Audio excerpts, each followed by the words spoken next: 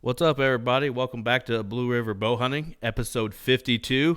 I have Katelyn Armstrong in here with me this week. This is her second time on the show, and it's almost like exactly a year since her last visit. That we might have to start doing a pre-Christmas Katelyn show.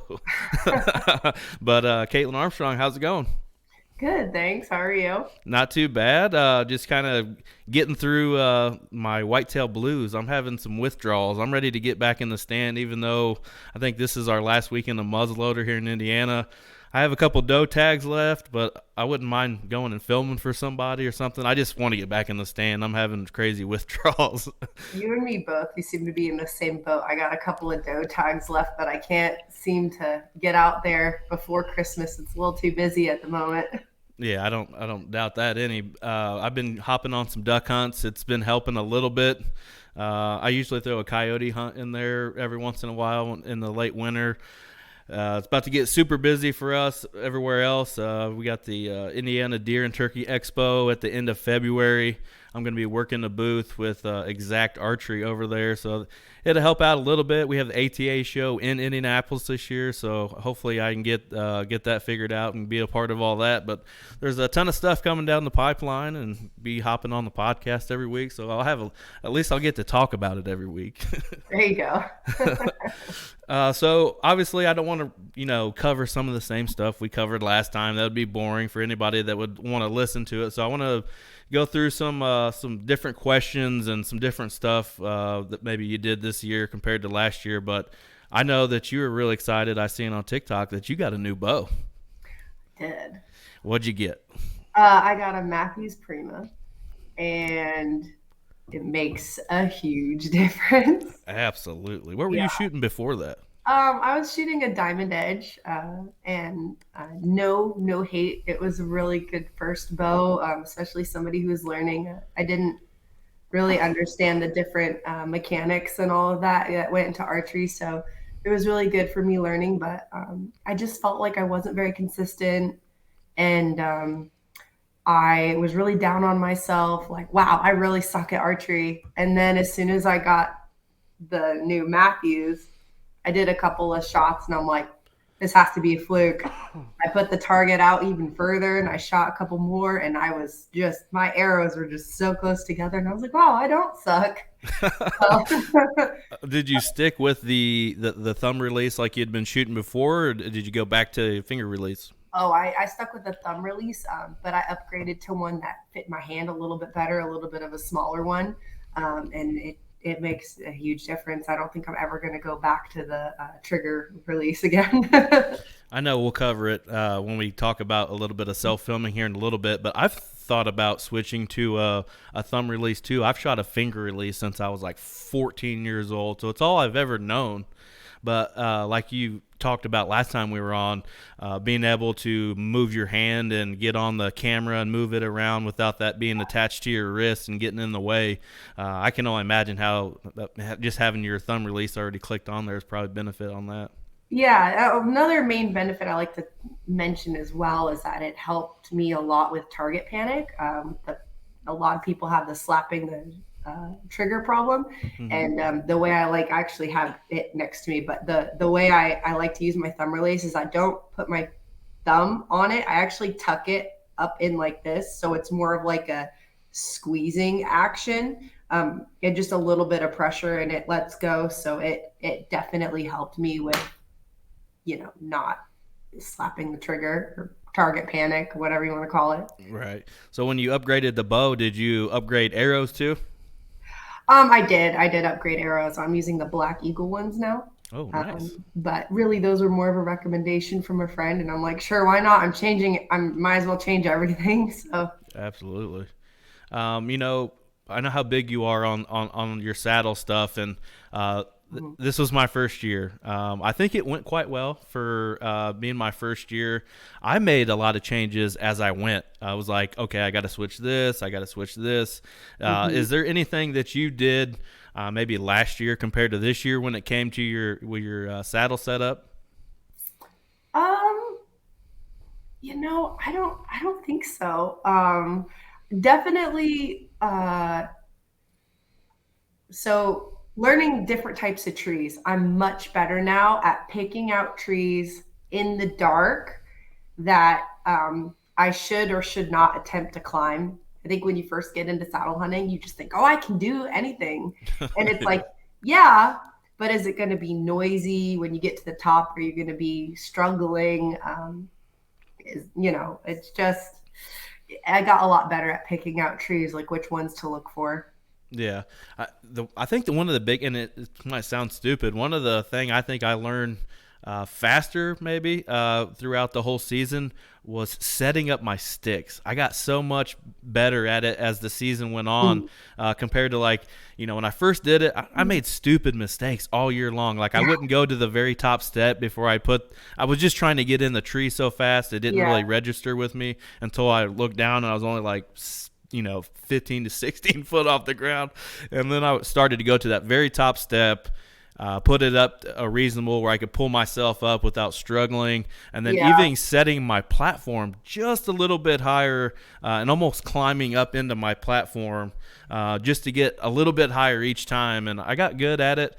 I think the one thing I'm going to switch going into next year is I think I'm going to get different sticks. I don't mind the sticks I have. They're API. I only use three. They're 32 inches, three steps. It's not even a heavy thing. It's more of the way they go together. I don't like the. I did oh stealth yeah, tape and all that, but it's yeah. still, when it gets cold and you're gonna pry them off there, it makes a little bit of noise sometimes, or maybe something hitting it. I mean, I tried to stealth tape almost everything I have. The Or- littlest things are the biggest inconvenience when it comes to saddle hunting. Like if you don't have your setup down packed perfectly, like you'll change it all season long until you find something that works for you. and I even use like electrical tape on some of like the zippers on my pouches and all that stuff just to make sure I was no having no noise. Oh yeah. The Excuse me, I think tiniest you jinxed me on the cough thing. Now I can't quit coughing. yeah, no. We're all sick at this time of year. All right. Um, I almost thought about even buying another saddle, maybe just to play with. Make it like a zombie and do all kinds of crazy stuff to it, or maybe just have another one for when maybe I'm hunting with somebody that doesn't have one, and we can kind of venture off, sort of thing. But I'm Mhm. thinking about buying just a whole nother setup to just play with, tinker with. Oh, it's definitely fun to play with. I've tried it quite a few different saddles, and I don't know. I'm still sticking with the Phantom XL from Tethered. Some Hmm. of the other ones I've tried from other companies compare. I'd like to try more, but I don't know. I think you just once you find something that works for you, it's like, oh, don't mess with it. All right. I ended up going with the Trophy Line Covert Light is what I went with. Mhm. I really like it. It's not heavy. I like where I can move my haulers, and I think I like it overall. And I just need to. I'll get into it a little bit more later when we do some of the filming stuff, but think I'm gonna go ahead and switch my backpack too. I did it pretty well all year long, but there's just a few things I think I need to switch up a little bit. Yeah. So it looks like you had some luck this year. Did somebody shoot an Ohio buck this year? I did. Yeah. I Oh, actually got a buck this year. nice. Let's hear the story. Well, I mean, last year when we talked, I was telling you that my main focus was getting a deer on film. The buck or doe, it didn't matter to me. I wasn't going to shoot a deer unless I could get it on film, which at the end of my season did end up costing me being able to get a buck. But that made me all the more prepared for when I did get my opportunity this year. And it was really cool how everything happened because my very first interaction with a buck this year, that was bigger than a 4 point, was my target buck. So that it felt like luck, but at the same time, it was kind of completely planned. And the way that you can plan it the most on private land, I suppose. Hmm. So let's start there. I got to hunt private land for the first time in my whole life this year, in Ohio, I should say. Right. Um, and that was a really different experience. I feel very blessed to be able to hunt. It was a really small, like 3.5, maybe pushing 4 acres of just open hardwoods. Mm-hmm. And the deer were only there early morning and like late evening. So I could get in and out of there really easily without messing up the spot. I could come and go as I pleased. It was just a pass through area. I put a couple of trail cameras out. This was my very first year using cell cameras because on public land, I didn't want to risk using them. Right. Um, I'm totally going to risk using them from now on, though, because I don't think I could ever go back to hard card after Right. this year. um, but putting out a couple of those, it was really neat being able to see the same deer showing up at the same times. I learned a lot from the different like family groups of deer that were showing up. The buck that I got this year is the one that's behind me. He was the Nice. first buck to show up on my camera, and he showed up 2 days after I put it out. And I had like three target bucks that I would have been willing to take, but he was the oldest, and yeah, he was the one that I wanted. Was watching him. He never daylighted, only like 2 a.m., 3 a.m., very consistently. Um, and then I didn't have any bucks really daylighting that I was willing to shoot, just little ones here and there. Mm-hmm. On November 3rd, I decided to sleep in and not go hunting because I was grumpy. And of course, my cell phone went off, and I Oh. looked, and it's this huge deer that was not one of my target bucks, and he's bigger than any of my target bucks. Just 9 a.m. And I was like, oh, dang it. So then I told myself, okay, the very next morning I'm hunting because a big buck daylighted. So now it's going to be grind, like there, Oh be yeah, there, be it's there, be game there. on. Yeah, and I felt like I couldn't really overpressure this property as long as the deer didn't see me getting in and out. Um, because it was open hardwoods, it wasn't too close to bedding. There were houses that were really close to where I was hunting. I felt like I was almost hunting suburbs. A swing set was within 100 yards of where I was hunting.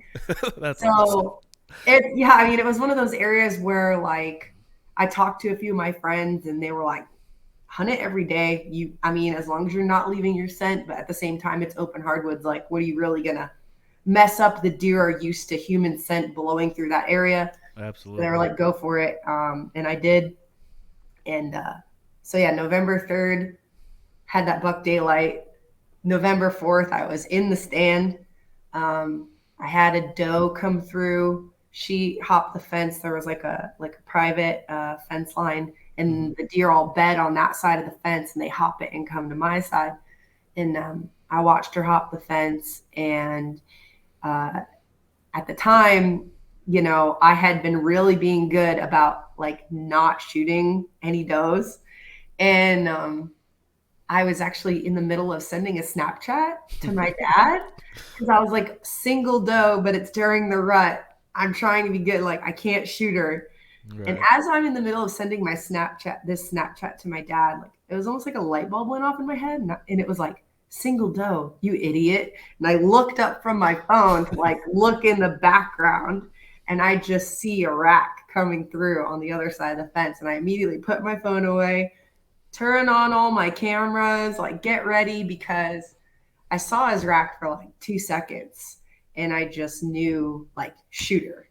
I didn't Right. know what buck it was. I had no idea. I didn't want to know, to be honest with you, because I think your brain just goes into like go time mode, you know? Oh yeah. And so I knew with my setup, as soon as the deer hop the fence, I have to really be careful with my movement. I didn't really have a whole lot of cover in the tree. Like it was just enough, really. So I'm like, if I don't get my cameras on before he hops the fence, I'm just screwed. So turned on my cameras, got everything situated, hit record, and he hopped the fence and started coming in. And I'm finally just standing there waiting and waiting. Um, and I was able to draw back and, put a really good shot on him. Got the whole thing on camera, multiple angles. It ended up being a heart shot, so I got to watch him go down.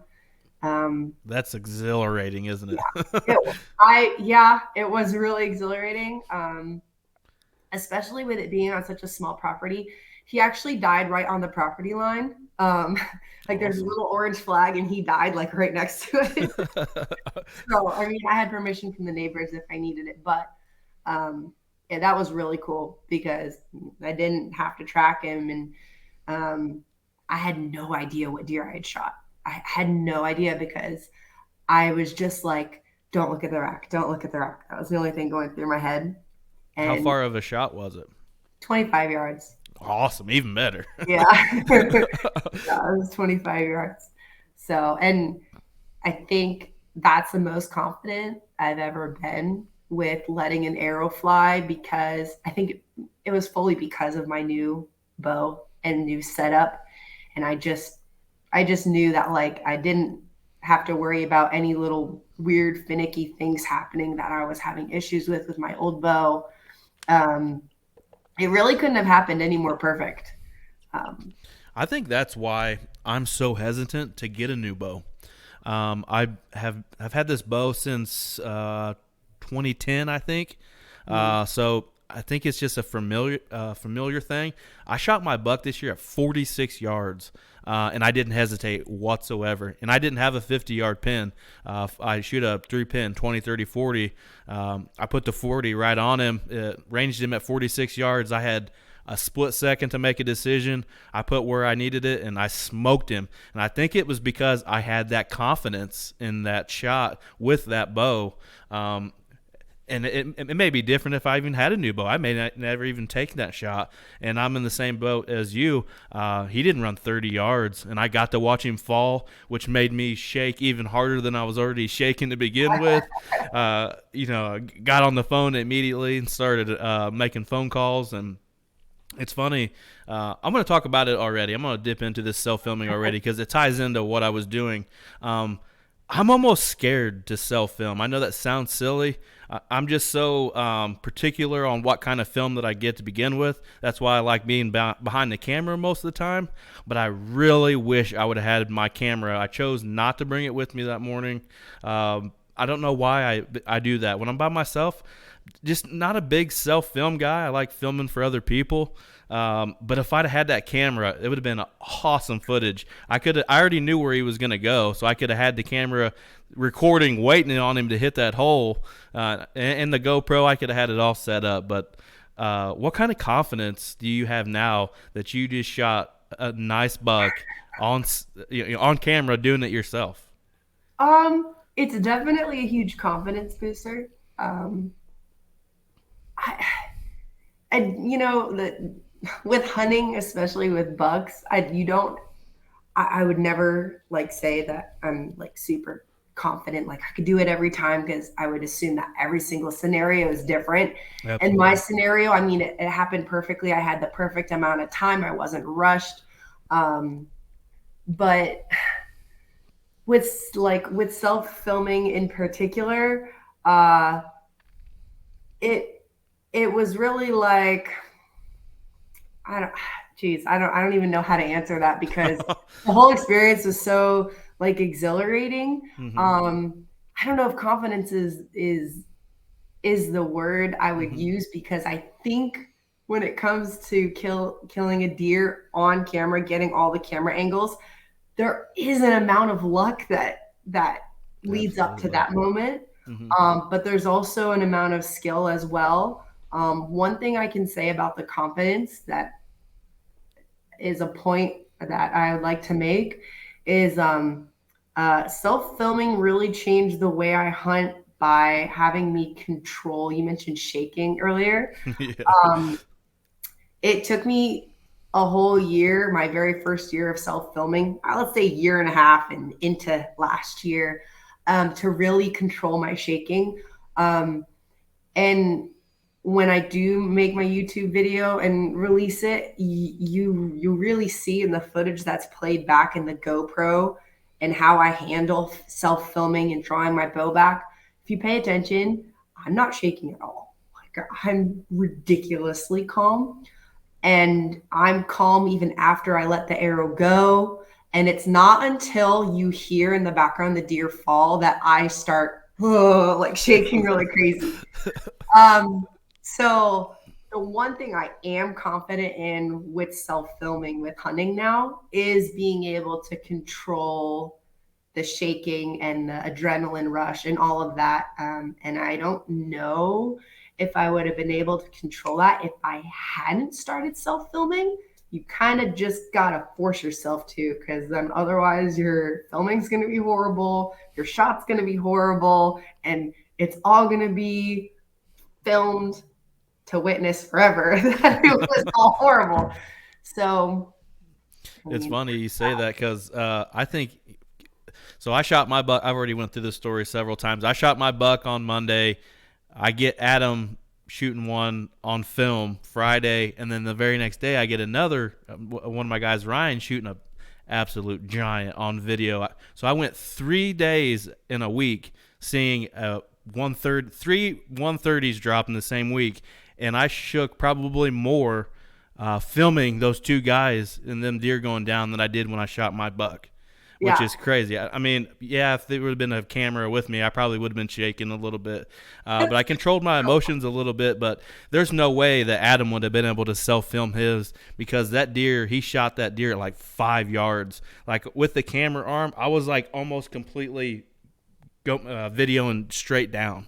It was crazy how it all worked out. And he didn't even stop the deer.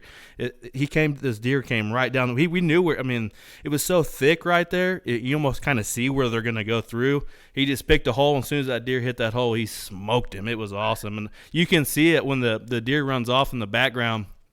And I zoom in on him going down.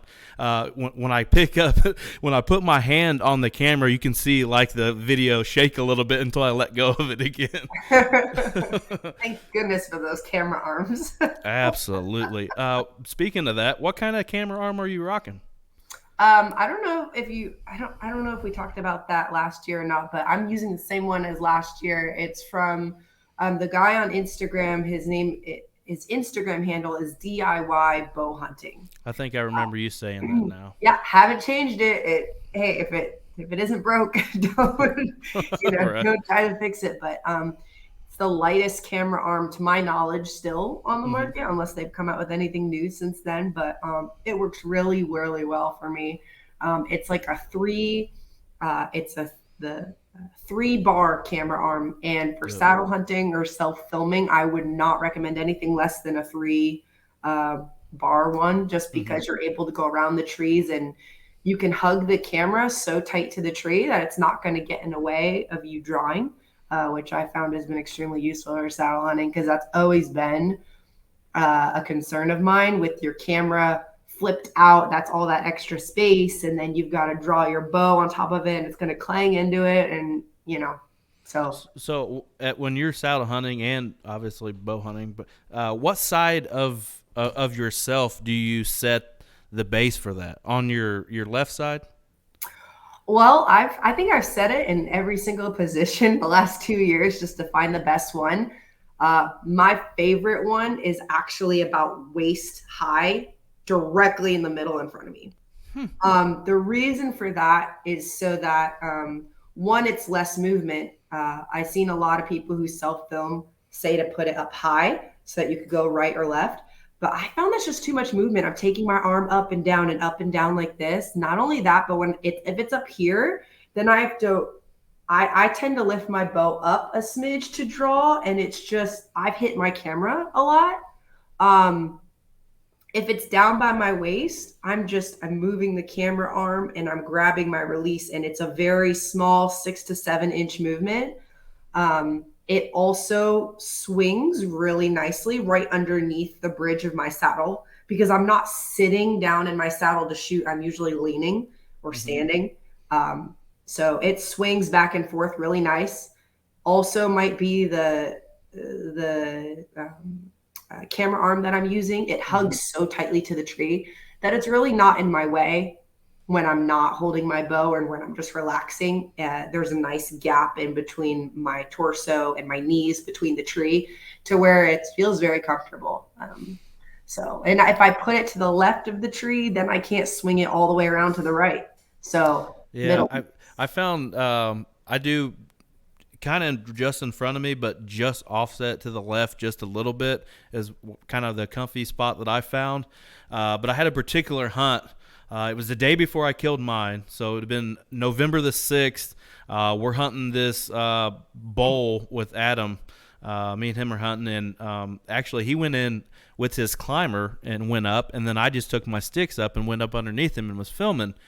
And I just happened to look back, and this doe come running into this corner of this bowl, and I'm like, yeah, there's a single doe. We were going to let her go, and all of a sudden I look, and there's an absolute giant right behind her, and I'm like, hey, big buck, big buck. I'm tapping him on his leg, but I could not get my camera all the way. Basically, it was directly behind me, basically. I couldn't get that angle with me being in a saddle. I just couldn't do it. What I was going to go back to, though, I tried a new camera arm this year for the majority of the season. It was the custom Lone Wolf one, the pocket arm. Have you seen that one? I've seen it, yeah. Yeah, I used that one for a little bit, but I think it's too small for my camera.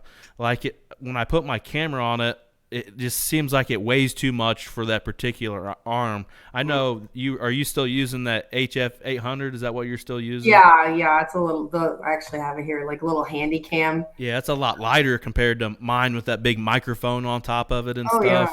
So I went back to the Muddy Outfitter arm, and thank God that I did go back to that, because I felt like I was a lot more stable with it. Like, even when I was turning to get action, it was really smooth compared to that Lone Wolf. When I had that big camera on there, when I would move it, it seemed like it wanted to be like tipsy-topsy type of thing. Like, it was obviously way too heavy for that.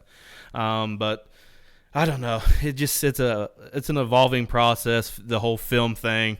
It seems like I change so many things each year, but what I know, you kind of, you shoot your big buck on film and stuff, and you probably have that same kind of feeling that I do.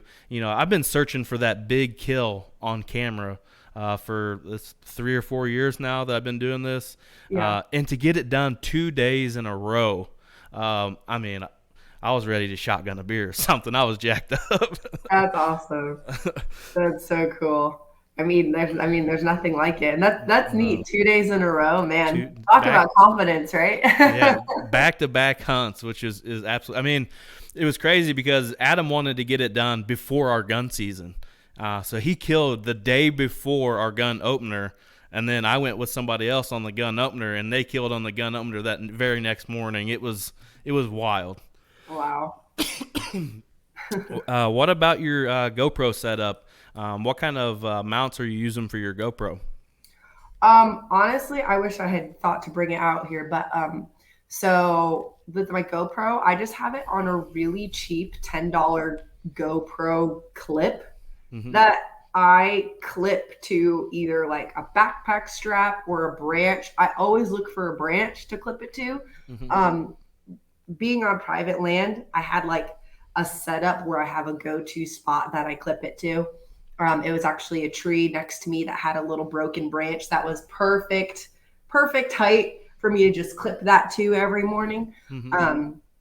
But if I can't find a branch to clip it to, then I'll just clip it to my strap that I actually hang my bow on, because it has those hooks. I'll clip it to a hook above me or whatever. So, have you ever hooked it to your bridge or anything? Like, I tried doing that, but I find that it'll tilt sideways left and right because of the rope. There's nothing for it to really grip on enough, and especially with me moving in the saddle, it'll bump it, and it's so imperative for me to get the footage. Like, I'd rather set it somewhere where I'm not gonna, one less thing that could go wrong. Absolutely. I know exactly what you mean. I have this similar thing. It's a clip, but it's got like the big gooseneck thing on it. So I can clip it to something and then kind of move it around on that. I think it's called a gooseneck. It looks like some beads. It's all stacked up on top of it. Yeah. And I've been clipping it to the actual camera arm because I'm usually above the person that I'm filming. So I just clip it to the camera arm and then just lean it down on top of them. And I love having, I can't remember what the app is called, where I can check everything through from your phone. From my phone. I can see what it looks like, what it's recording. I can take pictures on it. I can even download the media off of the GoPro onto my phone, which is nice too. Yeah. I really like doing that. And every once in a while, I'll just hit record on the video and just kind of see how everything's playing out. And maybe if I can move it to a different angle, if it would pan out better or whatever. Yeah. Um, so your dad makes an annual trip to Ohio to hunt with you. Yeah. How'd that play out this year? Oh, that was really awesome. I had convinced him this year to bow hunt during gun season pretty much the whole week. Um, and it was because it was the same private land I got my buck on. So because it was so close to the houses, I didn't want to introduce gun hunting that close. I mean, you really can't in that setup. You kind of have Right. to use a bow. So I got my dad set up with a crossbow, and I'm like, let's do it during gun season. Like, I can't promise anything, but I can promise you that you will see deer within bow range. Like, because I just hunted there so much, I just knew we really didn't know how gun season was going to affect that property. But we knew at least it wasn't going to affect it too bad the first day. So it was cool. The first day we saw 18 deer. Oh, wow. Yeah, like quite a few of them were within bow range. We had one of my shooter bucks actually come out at 70 yards. It was 50 yards for me, 70 for him.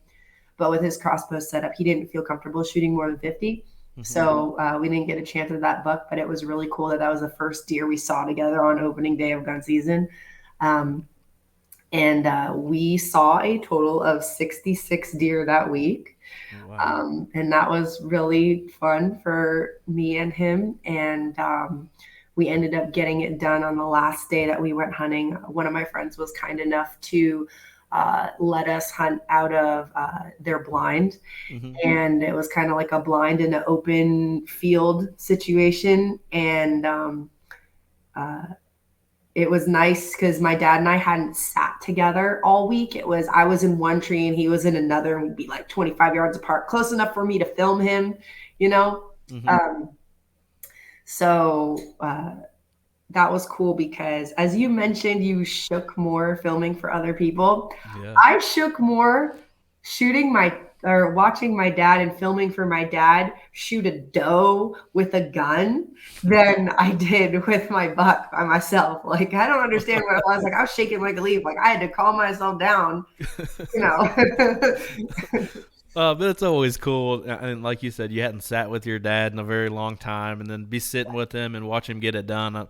I'd imagine that was probably a pretty special moment. Yeah, it was. It was really cool. We had deer all around us, and where he hunts in New Hampshire, he doesn't really get a lot of opportunity to see deer.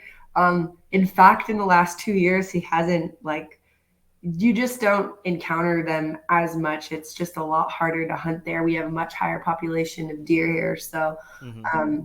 especially that last hunt we had, I believe we had like 11 or 12 deer in front of us, and he got to choose his pick. And I got the whole thing on film for him. And, I had the GoPro in front of us. So the GoPro got both of us in the blind talking back and forth. And, it's really quite amazing what the microphone on the GoPro picks up. Oh, I bet. Have you found how good that microphone is on the GoPro? For sure. I even do interviews with it sometimes because we have the media mod for the GoPro, so it really picks up that stuff. I use that quite a bit to do interviews sometimes. Yeah, like when I went back and watched the footage, I'm like, you can hear us breathing in the blind. That's awesome. Yeah, but it was a really fun experience. I mean, honestly, it's when you're hunting with somebody else, I think it's more about memories made rather than tags filled. For Um, sure. and for me, I had plenty of opportunities to shoot does, and I was more like, I'm filming for him, or I would let the does pass and hope that they would get closer to him, or so that it was a really, really fun week. That's awesome. I bet he was. I bet he gave you a few choice words when he didn't have a gun on opening day and saw that shooter buck. He had some struggles, but in all fairness, the where the buck was standing, even if we had used a gun on that property, he wouldn't have been able to shoot it because there were houses directly behind Yeah, the that's buck. tough. And we if we were going to hunt with a gun, we could really only shoot at the private fence that was directly in front of us. But a lot of times the deer jump the fence so far down that way and come in that it's just there's just houses in the background. So unfortunately, the buck just came in downwind of us, and that's the only reason why we didn't get it that day, because he was coming right on the path. I was gonna have to watch him pass me and go right to my dad, and yeah, it would have been really really cool. But oh well. Is there like an urban zone in Ohio that you can? It sounds like you said you were around some houses. Is it out in the country or is it like an urban Oh, it's setting? way out in the country. Yeah, I it's got you. way I out in the got you. country. But the the people's land that I'm hunting, it's like 6.5. It's like a house on 6.5 acres of land, Mm-hmm. but really, it's all grass, and then like the back 3 acres is woods, Mm-hmm. and then their woods butts up against like 45 plus acres, and then it's country on all sides. It's just you know Just a skinny natural travel corridor rectangular, for them right there. huh? Just a natural travel corridor through there, right there. Yeah, yeah, That's awesome. yeah. What about you were until this year, all you hunted was public. Prior to shooting that buck on private land, did you venture back into the public land woods? Oh, I did. Yeah.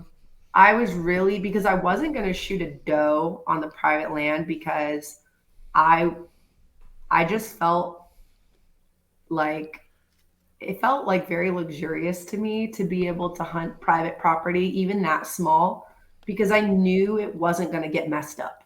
Mm-hmm. So, and that's something that you don't get the opportunity to really pattern bucks on public. And if you do, it can get messed up like that. I mean, I Absolutely. can't tell you how many times I've had the same deer showing up on public and then it's messed up opening day or, a week later. So, I mean, I was really hunting public a lot to try to kill a doe on early season and also to learn about getting on some bucks in public because you can always learn. Um, and I thought, like, if I come across a shooter on public, obviously, um, but I was saving the private for when I saw bucks start to daylight. Um, and I did hunt a lot. The entire October, I hunted public, all of October. Um, and I mean, it definitely has its struggles. In the beginning, it felt like I was alone and it was fun as always. And then right at the end of October, it's like everyone moves in. Right. And public is fun, but it's so unpredictable and it's incredibly frustrating. No matter how much you prepare, I had one morning where I walked into my spot and a guy had put up a ladder stand 2 days prior. And I didn't see him until I was like 10 yards away because it was in the dark. Right. And, it's one of those things where it's like, wow, okay, where do I go now? Like I walked all the way Right. here and somebody's already there. Yeah, So, that'd be tough. But it sounds like, sounds like you have the right approach. As far I don't hunt much public, mostly when I do trips. Sounds like you have it figured out as far as like you're hitting the public land woods, early in the season, maybe trying to take some does, mm, maybe luck into a buck here and there, and then saving that honey hole until one of them daylights or that magical time of the year when it's the yeah. right time to be in the woods. I'd say you got that part figured out pretty smooth. Well, I mean, when it comes to the private land, I honestly had a lot of help. All my friends hunt private. I don't Mm-hmm. know anybody really that hunts public. So I was asking them how to treat the private all along the way. I was asking them how to set up my tree, when to go in, when to go out. I was scared to ruin it. Where public land, doesn't really matter. Right. There's so many Like, people in there, anyways. yeah, like you're going to be forced to go somewhere else anyway. And I bounce around so much on public that, it doesn't really matter. But yeah, I think I finally had it figured out this year. So that felt good. It felt really good to tag out early. I can tell you that much. I've never tagged out that early Ohio ever. I'll say your guys' season runs pretty long. I know the last couple of years you've stayed in it to the very end, even when it was super cold out. I don't think anything can really keep me out of the woods. Like, Right. Just when it's you're just tagged fun. out. Well, yeah, true. But I mean, when it's over, you're just counting down the days for it to begin again. So, I mean, we have quite a few doe tags that we can use here, and I've got a lot of people I know that could always use the meat, even if I don't need it. Hmm. So, I'm always going to go to the end. Absolutely, and even when it's over, season's over, you still playing with cameras a little bit, and then you get into Oh, that absolutely. shed season, which is always fun too. Even though I'm like the world's worst shed hunter, Oh, you, we both. I'm terrible. Yeah, uh, shed hunting on public is not fun. I always just look for him when I'm turkey hunting mostly, but being friends with Adam, he's such big into the shed thing. He'll just call me, "Hey, get in the car. We're going shed." I'm like, "Okay, let's go." I still have yet. I'm serious. It's almost embarrassing to say I have never found a shed ever. Really. I've been with people that find sheds. It's not like I overlooked it. And it's not that I'm looking in the wrong spot. It's just one of those things. I've never found a shed. I believe it was three sheds this year or two. I think it was three. I found three sheds this year, two on Mm. private, one on public. And for me, if I don't find it within the first 15 minutes, I'm probably not going to find one because I've never found a shed. And once it hits that 15-minute mark, I just don't find it. Every shed I've found has been like, oh, I walk into the woods, take a couple steps, and boom, there's one. That's crazy. Yeah, I it walk is. for hours. All yeah, all I found four sheds in my whole life, and it's always been within the first 15 minutes of being in the woods. It's ridiculous. That's awesome. Do you get into any other types of hunting besides deer hunting? I went turkey hunting for the first time last year. How was that? Uh, How was that experience? um, it was a cluster of experiences. I was teaching myself, and I don't know anything. I Hmm. just watched a lot of videos and I was like, Yeah. hey, we're just crash course learning. Let's do this. I made every single mistake, definitely. Um, I had no issues finding turkeys. I can That's find the turkeys. that's a good thing then. I just don't know what to do once I find them. Like, Well, speaking of filming, I'll be dropping that. I'd say in a month or two. I actually have a turkey kill on film from last year that I haven't put out yet. I went oh to my God. Michigan and got it done up there, and it's crazy. I've been going through some of this footage. I have like 5 hours of footage from 2 weekends going up there, but I had a bird gobble at like 5 yards. I'm not even joking when I say 5 yards. Gobbled, and it just like really shook me then I don't know if you got to experience the whole gobbling thing, if it got you excited like seeing a big buck, but it Oh, had me shook up. yeah. Oh yeah, especially when you hear one that you don't expect to hear it gobble from, and you're just like, Right. oh my gosh, he's right there. Well, hopefully this year you have a little bit more luck on the turkeys if you get back after them.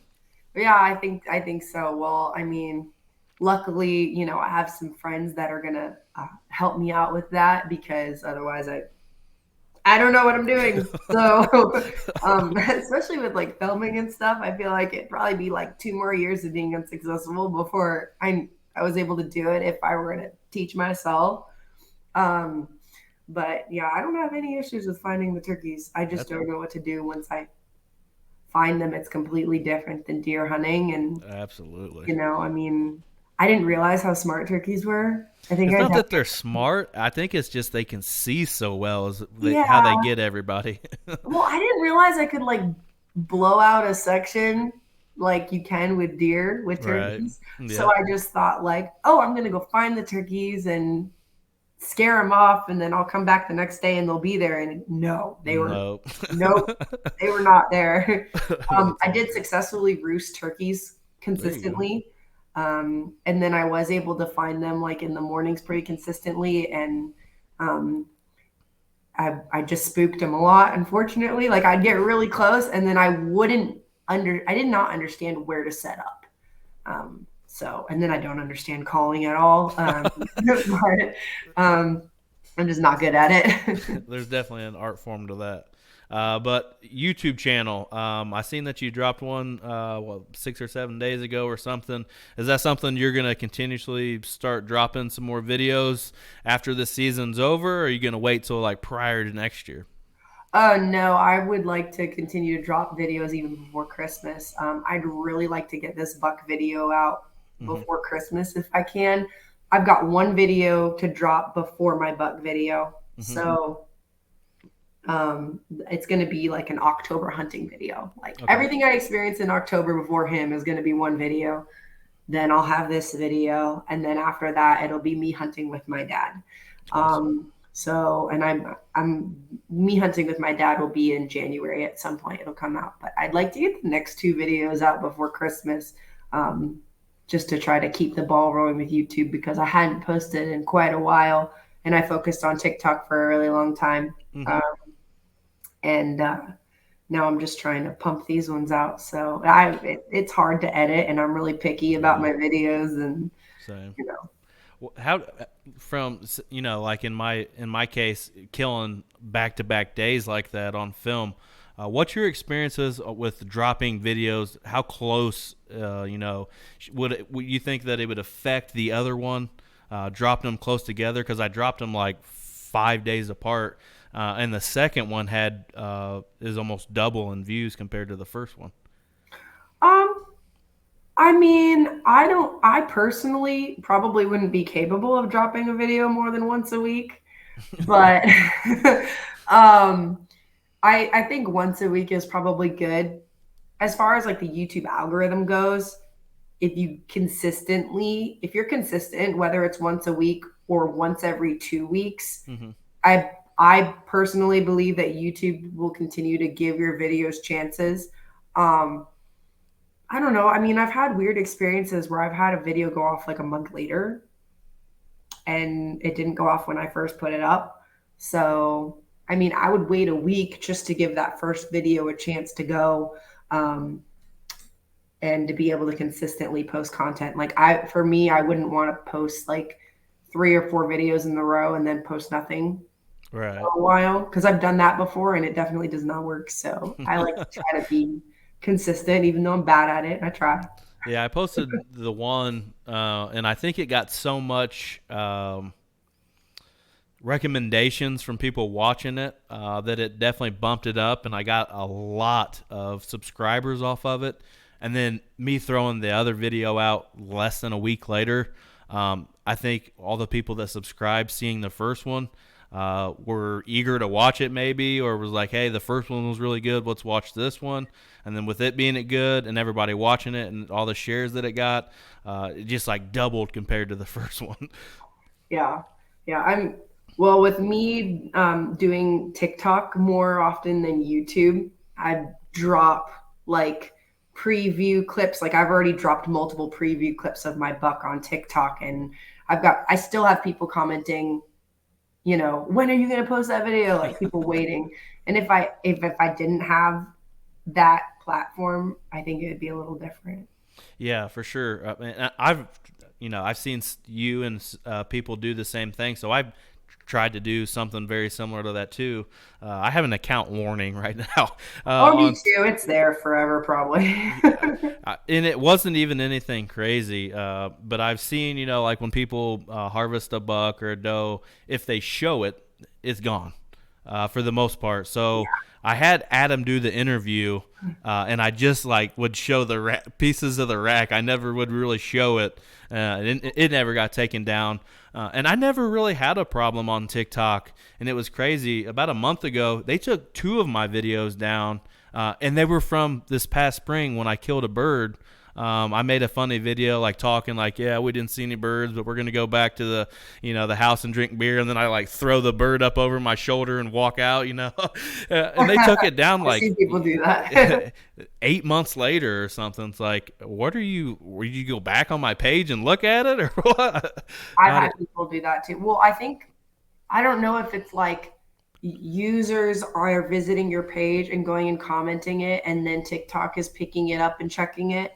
Mm-hmm. Because I get that problem all the time where I'll get notifications of videos, even from 2 years ago, will get taken down. And I'm like, what the heck?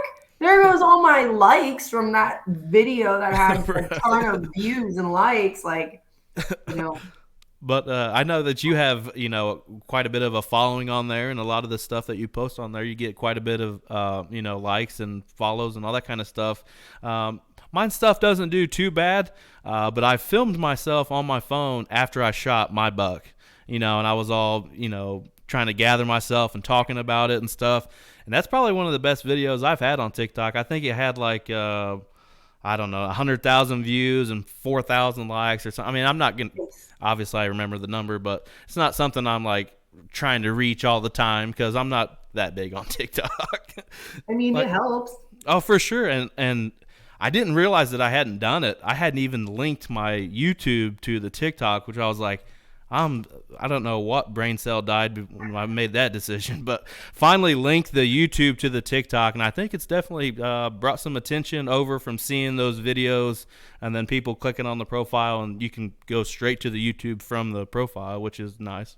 Oh, absolutely. I mean, that's one good thing about TikTok is it doesn't matter how many followers you have. Every video you post has the potential to go viral. And then, even if it's like 100,000 views, like you said, yours did, if 5% of the people who watch that video go and look at your YouTube, that's a lot. That's a lot of people. Absolutely. So, I, I think I still struggle with the getting the subscribers on YouTube. I think everybody goes through that a little bit.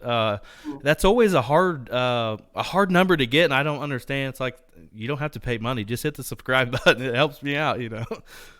I think people are so quick to follow on TikTok, but YouTube, it's like, oh, your content has to be like 100% amazing to follow. And I don't understand because people just hit the follow button on TikTok like it's no big deal. Right? Yeah, it's like seeing that subscriber number go up from those two videos, and then I post a podcast like we're doing now, and I look back and the number had dropped like two people. I'm like, apparently they don't like watch podcasts, which I get it. I get a lot more audio downloads for this show than I do YouTube views, which it's okay. I give the person that maybe enjoys this show to two options: you can listen to it or you can watch it. Yeah, that's good that you give the two options, definitely. So, plans for 2023? Anything special you got lined up? I'd really like to have a better plan for out of state hunting and give that a go. I Mm-hmm. tried to make it happen this year, but just with work and finances and stuff, I just wasn't able to make it happen. And I'm not gonna blindly drive across state borders on public land after who knows what's happened on that property, Yeah, you know? right. Um, I mean, I could probably do it and kill a doe, but with out of state tag prices, I wasn't, gonna do that and try to kill myself there at the end of the season. Not all the states go to February like Ohio does. Absolutely. So I'd really like to have that lined up. I have like two states in mind that I'd like to give a try. I do only live like an hour and a half, 2 hours from the Kentucky border. There's some public land over there. Yep. So I think what I'm going to do is I'll probably take a couple of cell cams and put them down there um, and just buy my tag early season and just plan on hunting between Ohio and Kentucky, whichever cameras are going off the best, I think, I, so. I would definitely give you a warning as far as the Kentucky thing with those cell cams. Might have a problem getting signal to them. We went down. I went with a group of guys. This was their 11th year to Kentucky. We go the opening for the opener for I think we were there 6 days or something. I didn't have cell service for basically the whole time I was there. Oh, geez. Yeah, it was pretty rough. Like it was funny. We stayed at a campground, and they've been staying at this campground for like I don't know, 6 or 7 years, and somebody gave us a Wi-Fi password, but it was still really rough. I mean, like when we were hunting, it was in and out, barely had signal. One of us shot a doe, and it was hard to get a hold of the other person just because the signal was so spotty. So hopefully you have better luck with the cell service down there. But as far as the property goes, it's unreal. I mean, there's so much public land in Kentucky, and the property that we were hunting was bow only.